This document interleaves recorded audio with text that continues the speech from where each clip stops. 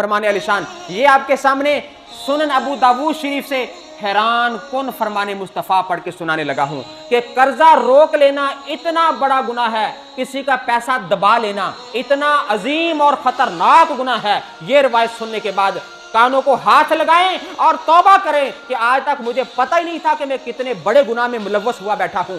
آئیے میرے حضور کا فرمان علی شان سنیے۔ حضرت سمرہ رضی اللہ تعالی عنہ اس حدیث پاک کے روایت کرنے والے ہیں۔ قالا خاطبنا رسول اللہ، ایک دن حضور نبی پاک علیہ السلام نے تقریر بیان فرمائی، ہمارے درمیان تقریر خطبہ پڑھا۔ فقالا ہا ہنا احد من بنی فلاں، وہ فلانے قبیلے کا کوئی بندہ تم میں بیٹھا ہے کہ نہیں؟ کیا تم میں فلاں قبیلے کا کوئی بندہ موجود ہے؟ کوئی آواز نہیں آئی۔ میرے سرکار نے دوبارہ بولا، کیا فلاں قبیلے کا کوئی بندہ وہی تمہارے درمیان موجود ہے کہ نہیں؟ جب تیسری بار سرکار نے بیان فرمایا، ایک بندہ کھڑا ہوا۔ فقالا انا، یا رسول اللہ میں ہوں موجود، اس قبیلے کا میں موجود ہوں یا رسول اللہ، آپ ارشاد فرمائیے۔ اب جو سرکار نے جملہ بولا، مسلمانوں ڈر جائیں، یہ بھی ہر وقت اللہ تعالیٰ سے خیر مانگتے رہا کریں، ہر وقت اللہ تعالیٰ سے ایمان والی موت مانگتے رہا کریں۔ خود تہجد کے وقت اٹھ کے اللہ تعالیٰ سے ایمان والی موت، یعنی یہ نہیں کہ مجھے موت دے دے، یہ تو گناہ ہے نا، یہ دعا مانگنی ہے، مولا جب بھی موت دینی ہے مجھے ایمان والی موت دینا۔ اب جملہ سن لیں، میرے سرکار نے اس بندے سے کیا جملہ بولا۔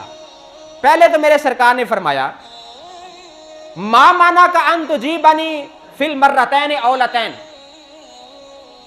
جو میں نے پہلی 2 مرتبہ تجھے بولا تھا تو پہلے کیوں نہیں کھڑا ہوا، تو خاموش کیوں رہا؟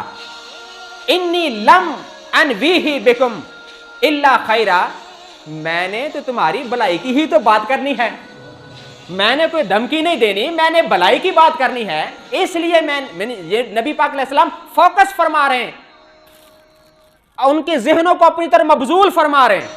تو آگے کیا ہوا؟